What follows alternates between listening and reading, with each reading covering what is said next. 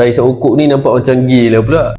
Aku ada baca lah komen ni dekat video aku tau. Tak tahu lah nak gelak ke nak risau tau. Kalau korang search maksud gay dekat internet, dia akan merujuk kepada lelaki yang tertarik secara seksual kepada lelaki lain. Senang cerita, bahasa kampung dia, lelaki yang minat lelaki dah. So itulah maksud gay. Jadi aku pelik lah, apa benda pula kaitan berhenti rokok dengan gay. Ada ke lepas kau berhenti rokok terus kau tali buntut member kau? Tak ada kan? Sebab dua benda ni memang langsung tak ada kena-mengena. Tapi yang menariknya, ramai orang betul-betul percaya tau, merokok ni lambang maskulin. Kalau tak merokok rasa macam tak jantan, tak merokok macam lembik. So kat sini pentingnya mind perspektif yang betul tau. Dari dulu industri rokok dia memang suka main angle masculinity ni. Dekat dalam iklan dia tunjuk lelaki yang gagah, lelaki lasak, lelaki berani. Betul? Sampai minda separuh sedar korang kaitkan rokok ni dengan imej lelaki sejati. Padahal lelaki sejati ni dia bukan diukur dengan apa yang dihisap tu, tapi diukur dengan cara dia kawal diri dia, jaga keluarga, buat keputusan betul walaupun susah. So korang jangan bagi marketing lama industri rokok ni tentukan apa maksud jantan dalam hidup korang.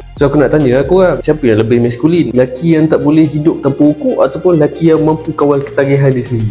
Cuba kau komen.